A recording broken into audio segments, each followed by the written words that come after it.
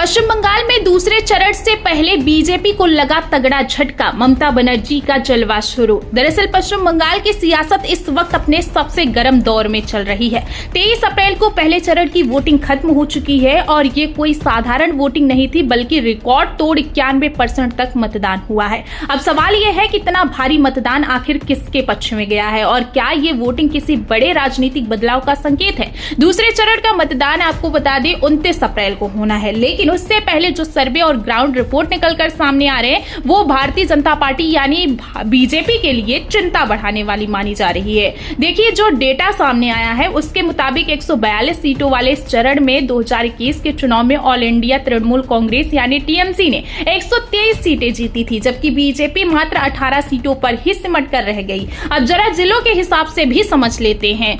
पूर्व बर्धमान 16 सीटें बीजेपी, जबकि यहां एक भी सीट नहीं जीत पाई। मुर्शिदाबाद की बात की जाए तो यहां टीएमसी 22 सीटें जीती थी, बीजेपी शून्य पर ही सिमट गई। वहीं साउथ 24 परगना में टीएमसी 31 सीटें जीती, जबकि बीजेपी यहां भी खाता नहीं खोल सकी।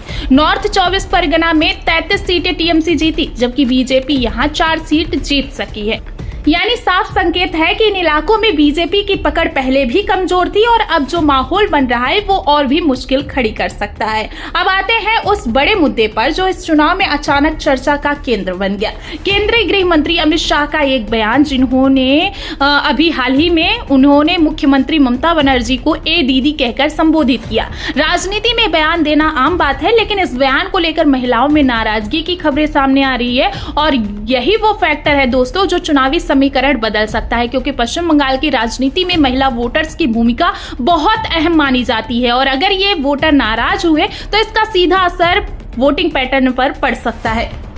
अब सवाल ये उठता है कि क्या ये नाराजगी बीजेपी को नुकसान पहुंचा सकती है। राजनीतिक विश्लेषकों की माने तो चुनाव सिर्फ मुद्दों पर नहीं बल्कि भावनाओं पर भी लड़े जाते हैं और इस बार बंगाल में भावनाएं भी बड़ा रोल निभाती दिख रही हैं। एक तरफ टीएमसी अपनी योजनाओं और महिला वोट बैंक पर मजबूत पकड़ बनाए हुए है, तो दूसरी तरफ बीजेपी इस बार अपनी स्थिति सुधारने की कोशिश में है। लेकिन जो शुरुआती संकेत मिल रहे हैं वो बीजेपी के लिए आसान रास्ता नहीं दिखा रहे हैं। अब ध्यान दीजिए, 91% वोटिंग का मतलब क्या होता है। इसका मतलब है कि जनता इस बार बेहद सक्रिय है और जब वोटिंग इतनी ज्यादा होती है तो अक्सर परिणाम चौंकाने वाले होते हैं। तो क्या इस बार भी बंगाल में कुछ बड़ा उलटफेर होने वाला है या फिर ममता बनर्जी अपनी पकड़ और मजबूत करेंगी।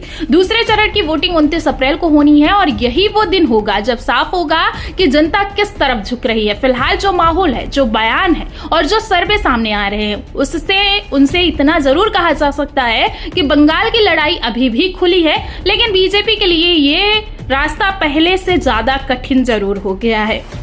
अब देखना ये होगा कि आने वाले दिनों में क्या कोई नया मुद्दा सामने आता है या फिर यही मौजूदा मुद्दे चुनाव का रुख तय करेंगे। पश्चिम बंगाल का ये चुनाव सिर्फ सीटों की लड़ाई नहीं है दोस्तों, बल्कि सियासी रणनीति, बयानबाजी और जनता की भावना का इम्तिहान है और इसका रिजल्ट पूरे देश की राजनीति पर असर डाल सकता है। रिजल्ट आपको बता दें 4 मई को आएंगे। उस दिन हमें पता चलेगा कि बंगाल का रण जीतने में आखिरकार कौन कामयाब हुआ, टीएमसी या बीजेपी। फिलहाल आप सभी को क्या लगता है, कौन जीतेगा बंगाल का रण? कमेंट में अपनी राय जरूर दें।